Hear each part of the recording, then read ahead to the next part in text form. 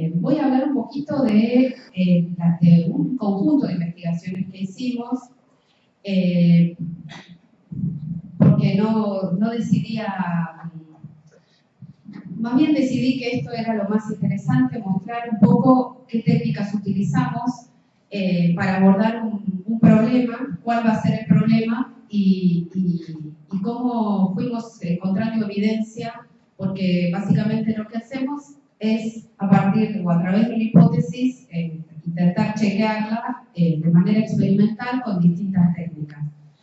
Así que este es uno de los problemas que tratamos y, bueno, al final también podemos preguntarnos por qué hacemos lo que hacemos, que eso vamos a discutir un poquito al final de la presentación.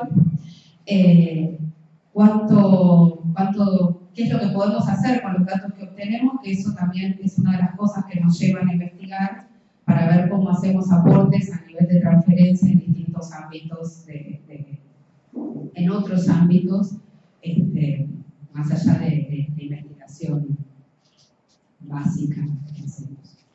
Bueno, lo que quiero contar es cómo hace muchos años se inicia esta línea de investigación, porque trabajando con pacientes lesionados cerebrales que tienen problemas de lenguaje, nos encontramos con un problema o con un fenómeno muy interesante que eran los errores morfológicos que cometían los pacientes cuando leían, ¿no? Y entonces un tipo de pacientes en especial, que por supuesto después de una lesión cerebral tenía un problema lingüístico y a su vez aparecía una dificultad específica con la lectura, nos mostró que se podía, que uno podía tomar intentamos tomar a partir de esos datos alguna información de cómo se almacenan y se representan las palabras en nuestro léxico mental. Esa es la idea que guió nuestra investigación, ¿no? En principio es, bueno, nosotros cada vez que escuchamos, que decimos, que escribimos o que leemos una palabra, si ya la conocemos, tenemos que ir a buscar de alguna manera la información acerca de esta palabra, que es una representación que tenemos almacenada a nivel de nuestra mente. Llamémosle que está de alguna manera sustentada materialmente por el cerebro.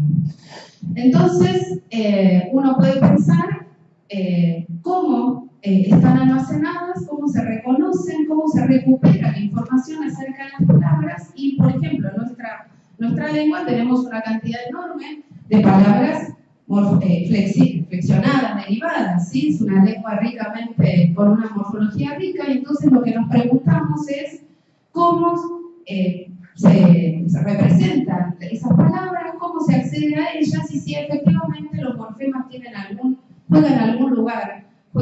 papel, un lugar en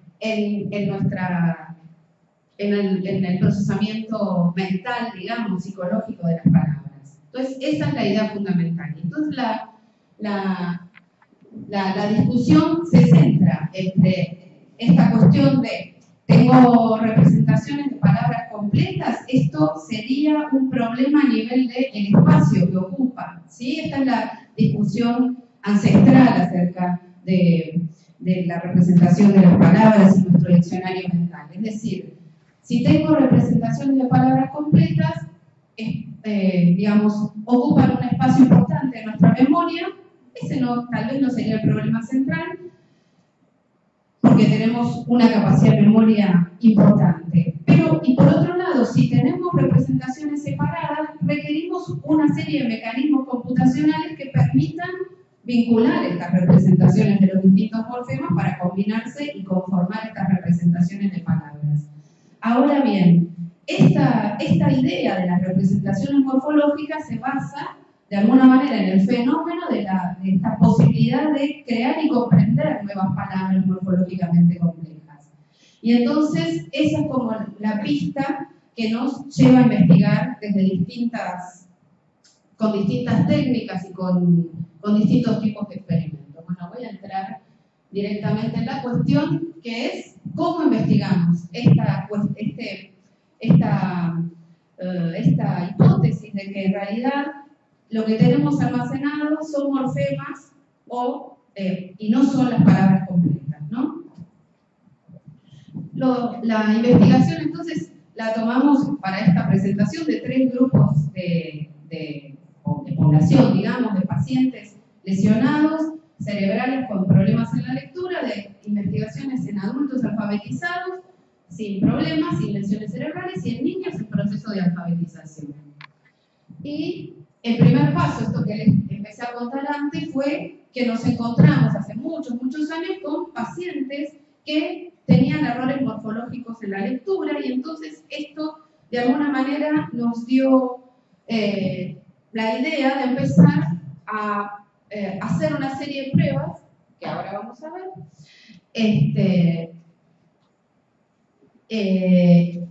para ver, manipulando los estímulos, que esta es la idea, una serie de estímulos de los que ya vamos a hablar, para ver qué pasaba con la lectura de esta paciente. Y tengo que ir como para abajo, terminar. Abajo, palabras. Bueno, entonces esta es la paciente.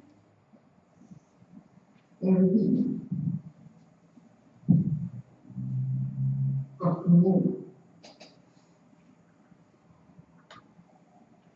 sensato, con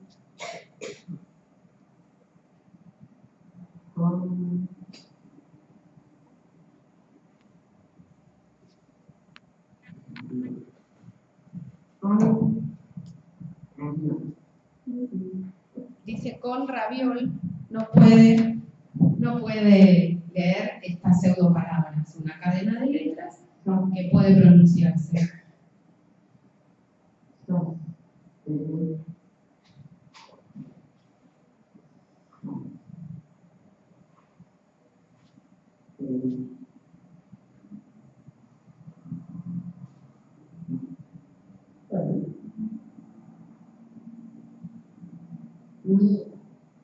¿Cómo es? Mira, diseñador, estimulaba, maquinista,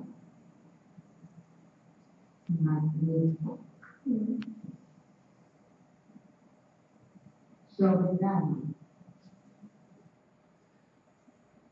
La tengo que volver. Bueno, es mucho, ¿no?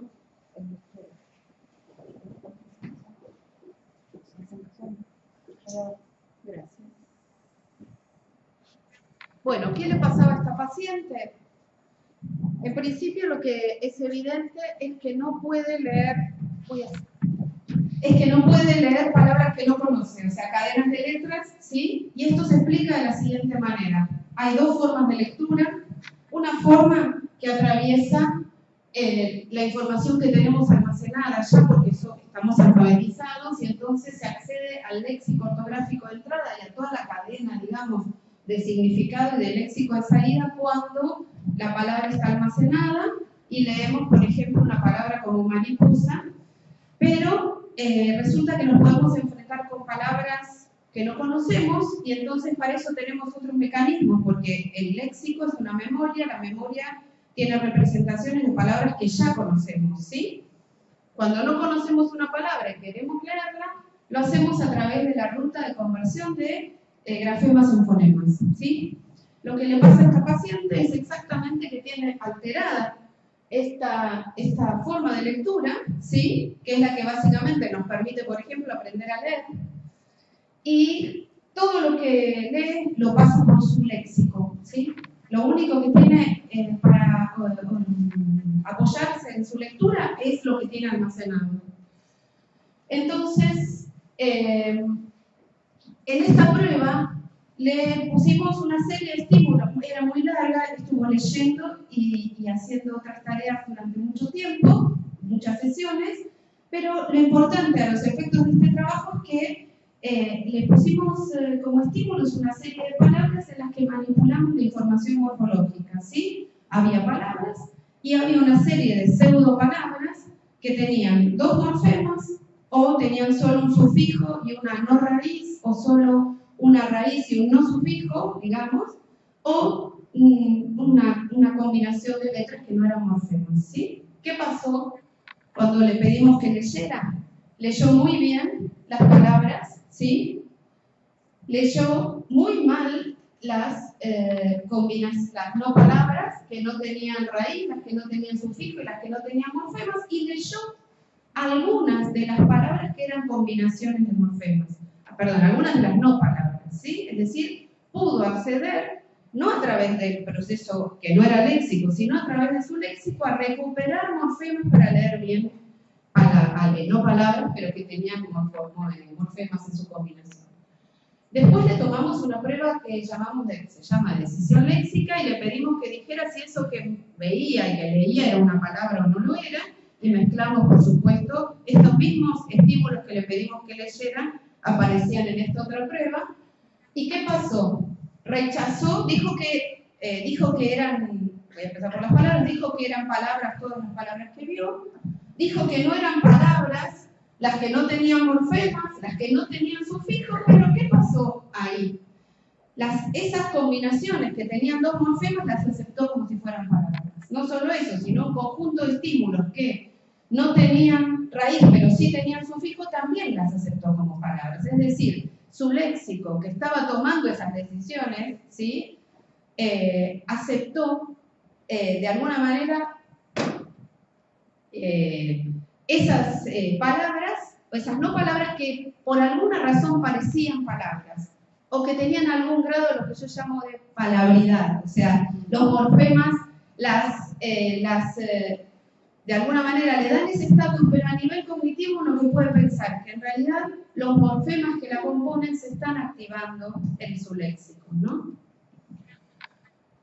Esto fue como el primer indicio que nos permitió decir que efectivamente este rendimiento en la paciente solo valía, ¿sí? Solo se podía explicar si eran los morfemas los que estaban almacenados y no las palabras completas.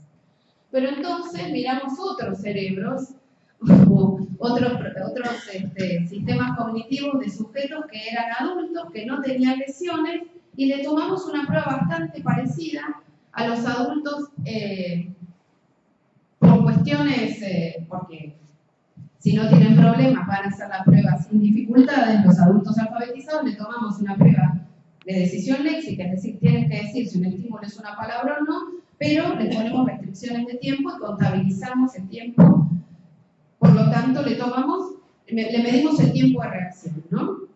Y entonces, ¿qué pasó acá en el que pusimos estímulos que eran palabras monomorfémicas, palabras complejas, y no, las mismas no palabras de antes? Encontramos que lo que sabíamos que íbamos a encontrar, digamos, que el tiempo para aceptar que una palabra es una palabra es menor que el tiempo para rechazar, para decir esto no es una palabra, ¿sí? Que esto es lo que sabíamos. Y no encontramos diferencias en esta tarea, en las pruebas, en las palabras que tenían morfemas y en las que no. Y nos quedamos pensando cómo se vería, cómo podríamos distinguir si había un rol de la morfología estaba jugando algún papel en la decisión de estos sujetos, y lo encontramos a nivel de los errores. Los sujetos normales obviamente tienen muy pocos errores, pero fue muy interesante ver que la mayor parte de los errores recaían en palabras monomorfémicas, es decir, los sujetos, como cualquiera de nosotros, tenían más dificultades para rechazar, o rechazaban más las palabras que no tenían morfemas, porque no las conocían, ¿sí? Entonces no tenían como la posibilidad de utilizar los morfemas para valerse, para ser reconocidas como formas almacenadas. Y por otro lado encontramos que los sujetos sin dificultades tenían más dificultad para rechazar las no palabras o las pseudopalabras que tenían dos morfemas, ¿sí? Por ejemplo, afeitista, la pusimos por ahí, es una raíz, es un sufijo, es una combinación posible, las personas las aceptaban, ¿sí? Digamos, como palabras con mayor complacencia, digamos, ¿no? Las personas, yo diría, los sistemas cognitivos de las personas. Pero bueno, ¿cómo se interpretan estos resultados? Exactamente de la misma manera, ¿no? Pensando que lo que está almacenado son morfemas y no palabras completas, o tal vez las dos maneras de representarlos, pero que los morfemas permiten entonces resolver estos problemas de no conocer una palabra cuando tiene dos morfemas que sí son conocidos y están representados, ¿no? Luego hicimos una investigación con chicos para ver qué pasaba durante el proceso de alfabetización y ahí encontramos cosas tales como esta. Esos son tiempos de lectura de palabras. Aquí tomamos palabras simples y palabras, lectura de palabras simples y palabras sufijadas. Y lo que vimos claramente es que tanto en segundo como en cuarto como en sexto, las palabras sufijadas tienen ventaja, ¿sí?, en la lectura respecto de las palabras que son simples, ¿sí? Es decir, la morfología beneficia, en este caso, el tiempo de lectura. ¿Y qué pasó con el rendimiento, con el desempeño en la lectura de estos chicos? En las palabras de alta frecuencia, que es el grupo más de la izquierda de ustedes, no hay demasiadas diferencias, porque las palabras de alta frecuencia se pueden leer fácilmente como formas completas. Pero ¿qué pasa con las palabras de baja frecuencia? Otra vez, ¿sí?, el desempeño estuvo peor. Por supuesto, cuanto más chicos son los chicos, peor el desempeño, pero también ahí hay una ventaja de las palabras sufijadas para la lectura, para el desempeño en la lectura, ¿sí? Las palabras morfológicamente complejas se leían mejor que las palabras que no tenían morfema. Cuando le tomamos una decisión léxica, ¿sí?, esto de decidir si lo que ven es una palabra o no, también encontramos este beneficio, ¿sí?, de las palabras sufijadas en relación con las que no tenían morfemas. Entonces, esto nos mostró que durante el aprendizaje también aparece este conocimiento implícito de la morfología, que lo tenemos todos también como adultos alfabetizados, pero que aparece en el proceso de aprendizaje, y que es muy útil, sobre todo para el caso de las palabras menos conocidas, ¿sí?, las de baja frecuencia desde el punto de vista experimental. Pero esto significa que son las menos conocidas o tal vez desconocidas para los chicos. Entonces, la morfología benefició absolutamente a los chicos cuando las palabras, sobre todo cuando eran más chicos y cuando las palabras eran menos conocidas o de baja frecuencia.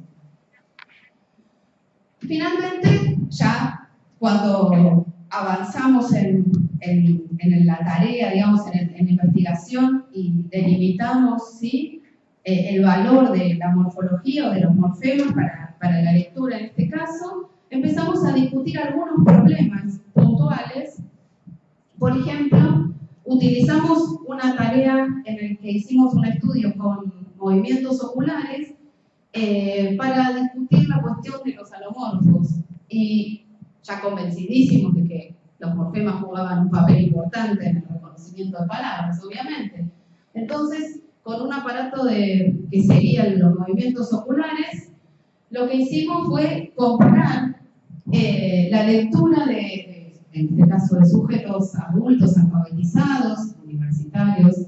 Eran listas que tenían oraciones y en este caso trabajamos con verbos y en un caso era la forma irregular, en otro caso era la forma regular del verbo y el contexto era el mismo, o sea que lo único que estábamos manipulando era la variable regularidad o no, ¿sí?, o raíz regular. Y otra cosa importante es que, bueno, en las cosas que hacemos hay una cantidad de variables que tenemos que tomar en cuenta, como el tamaño, la cantidad de letras, la frecuencia del digrama, todo eso estaba emparejado. Bueno, ¿y qué hicimos? ¿Cuáles son los resultados? cuando uno hace un estudio de movimientos oculares, lo que aparece es una cantidad de medidas infinitas que uno tiene que analizar y ver, entender el valor de cada una, ¿no? Pero cuando uno lee, lo que hace es fijar la mirada en distintas posiciones de las palabras y de la oración y pegar saltitos, ¿no? Lo más importante donde se obtiene información es en las fijaciones, y en esas fijaciones lo que uno, digamos, puede analizar es cuánto tiempo se tarda, cuán largo es el saltito, cuántas veces para la mirada sobre una palabra, cuántas veces vuelve sobre esa palabra la mirada, si adelanta y regresa, una cantidad enorme. Y lo que encontramos es que en las formas irregulares, la duración de la mirada, ¿sí?, de la fijación y la cantidad de veces que fijaba era mayor que en el grupo de palabras regulares. Entonces, esta investigación nos dejó un poco como resultado la idea de que la lectura, en este caso de verbos irregulares, requiere un esfuerzo cognitivo mayor y tal vez esto nos está dando alguna pista de, por ejemplo, que el sujeto tiene que acceder, después de acceder a la forma más superficial, tiene que acceder a otra, a la forma regular, ¿sí? O algo así, podríamos interpretarlo también. Y por último, para ir cerrando, seguimos trabajando en cuestiones más puntuales respecto de la morfología y estamos ahora trabajando en relación con las representaciones de las palabras y los afijos, de alguna manera la posición del afijo está codificada, es decir, los sufijos por un lado, los prefijos por otro, y cuando uno analiza una palabra y encuentra un prefijo, si además de estar separado, tiene que haber una marca que indique que va adelante o atrás, ¿sí?, de alguna manera, en esto estamos ahora, bueno, en este último año, y lo que hicimos varios experimentos, en este caso una tarea de decisión léxica, donde lo que hicimos fue trabajar con una serie, además de palabras, de pseudopalabras, y en estas pseudopalabras manipulamos la estructura morfológica trabajando con prefijos prefijos y no prefijos, digamos, pseudoprefijos y base, y lo que hicimos es ponerlos en distinto orden, ¿sí?, el prefijo delante y atrás, y lo mismo hicimos con el sufijo, para ver si qué pasaba respecto de los tiempos y de los aciertos, si había un efecto de interferencia o de facilitación cuando el prefijo estaba delante o atrás. Y efectivamente lo que encontramos en este caso, que es el trabajo en los prefijos, es que cuando el prefijo aparecía en el orden canónico, había mayores tiempos para tomar las decisiones respecto de las otras posiciones, que eran controles ortográficos o el orden inverso, o sea, como que en este caso, en el caso del prefijo adelante y una raíz, lo que hacía el sistema es analizarlo separadamente, ¿sí?, y entonces tardar más tiempo en decidir lo que pasaba, ¿sí?, si era una palabra o no, y cuando encontraba el prefijo en otra parte, ¿sí?, atrás, por ejemplo, ya no lo consideraba una unidad morfémica, ¿no? Y lo mismo pasa con los aciertos, ¿no? Hay menor cantidad de aciertos cuando la combinación es legal, o sea que es legal. Cuando la posición es adecuada, es decir, hay como una especie de interferencia nuevamente con el prefijo adelante, no como en las otras condiciones de control.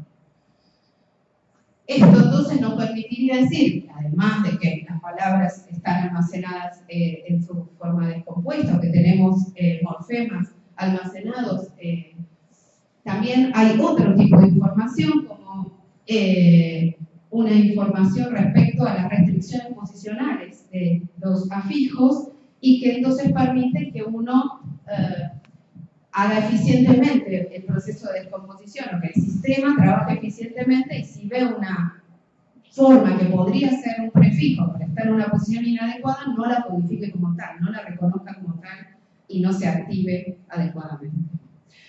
Y creo que lo que me queda es el final y la idea es, todas estas investigaciones evidentemente nos llevaron a concluir que sí había una representación morfémica y dice también porque evidentemente hay ciertos efectos en cuanto a la posibilidad de que las palabras completas también estén almacenadas o que este análisis morfémico se haga en un nivel de la representación almacenada de nuestro léxico. El rol de los morfemas está claro, ¿sí? Cuando vemos el beneficio para la lectura, cuando vemos el beneficio no solo en tiempo, sino en aciertos, en desempeño, cuando vemos el efecto de interferencia que nos muestra que hay un papel que juega la morfología. Y para terminar, digamos, estos hallazgos que en un nivel nos permiten saber más de cómo están almacenadas las palabras en nuestro cerebro en última instancia, en realidad lo importante de esto es que esta información puede servir más allá de sus aspectos más generales para trabajar con pacientes lesionados cerebrales que tienen dificultades para leer. Estamos haciendo bastante trabajo para vincular estas cuestiones con la comprensión de textos. Efectivamente, la morfología es una pista muy importante en la comprensión de textos, sobre todo en los chicos cuando están aprendiendo a leer. Y finalmente, desde el punto de vista de la enseñanza, trabajar, poner más énfasis en la cuestión de la morfología, que puede ser muy rica para desarrollo de vocabulario, lectura, comprensión de texto, etc. Bueno, muchas gracias.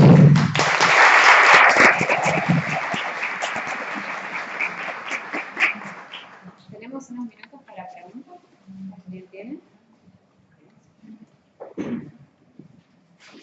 Virginia, quería preguntarte hasta qué punto esto depende del tipo de lengua. Quiero decir, leccionado, derivado. Claro. Bueno, hay muchos estudios. De hecho, por supuesto, esto no sé, o sea, nosotros estamos trabajando sobre estudios que ya se hicieron en inglés y en francés, en finés, o sea, hay una cantidad de hallazgos de este tipo que ya nos preceden, digamos, y van en línea con esto. Por supuesto, no es lo mismo, hay restricciones, no hay restricciones, quiero decir, hay particularidades, ¿no? Nosotros podemos, creo que esto, la riqueza morfológica que tenemos nos permite hacer una serie de estudios más amplio y, digamos, en inglés hay una cantidad de estudios bastante más restringidos, ¿sí? Que tal vez, y hay incluso en pacientes, en chicos, en todas las áreas los estudios están bastante acotados. Incluso respecto de esto también hay como descripciones de trabajos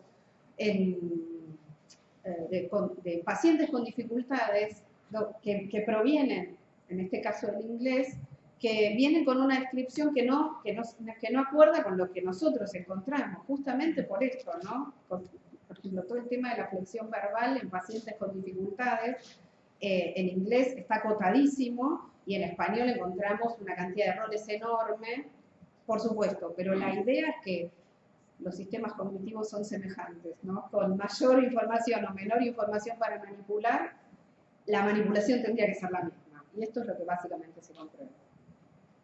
¿Puedo hacer una pregunta? ¿Ustedes han hecho algún listado acerca de los afijos, ya sea sufijos léxicos o prefijos, en los que han encontrado mayor dificultad cuando se trata de formar palabras, especialmente que no son, digamos, pseudo palabras del español? No, porque en la selección, nuestra selección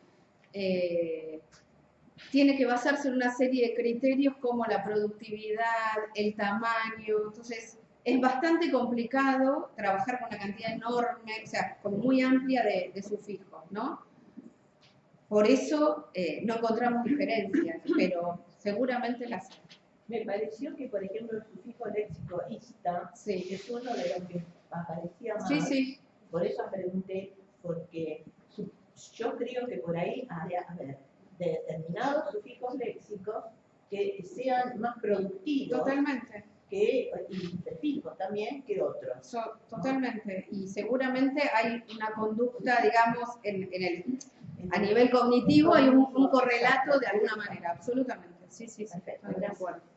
Una pregunta, en el ejercicio que ustedes hicieron con verbos regulares e irregulares, que chequeaban unos con otros, del mismo, probaron ver qué pasaba con el, porque vos dijiste, bueno, en el irregular tienen que acceder a la raíz o la...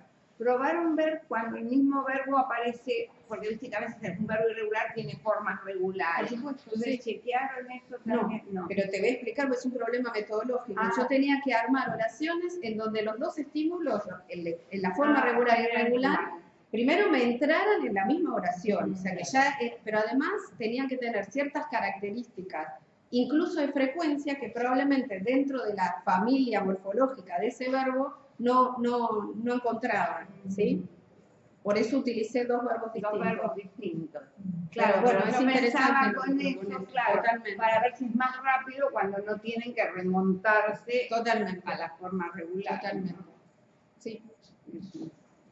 Yo también quería preguntar, en un momento vos usabas como parámetro para el rendimiento la lectura de los niños, la frecuencia alta, porque trabajas. Me quedó la duda cómo se medía esa frecuencia en el vocabulario del niño, cómo... Hay diccionarios de frecuencia que se usan mucho en psicolingüística, que son como instrumentos importantísimos, porque es como una variable como fundamental, pensando que uno en el léxico es una memoria, que la información se acumula, digamos, se almacena, y que cuanto más la ves, la decís, la lees o lo que sea, esa palabra tiene mayor o menor activación, está más disponible o no. Y lo que hay son diccionarios de frecuencia de adultos. En el caso de los niños, estamos usando un instrumento que es un diccionario bastante acotado que hicieron en España, y lo que se tomaron fue una serie de textos infantiles, digamos, que usan los chicos en distintas edades, y lo que teníamos era diferenciada por edad la frecuencia en esa franja etaria. Y en adultos está mucho más desarrollado, hay varios diccionarios de frecuencia. Y los de adultos toman distintos tipos de textos, incluso el que hay se utilizan, digamos, se utilizaron textos de España y de distintos lugares de Latinoamérica, pero bueno, es como algo que necesitamos sí o sí para testear las hipótesis. Muchas gracias.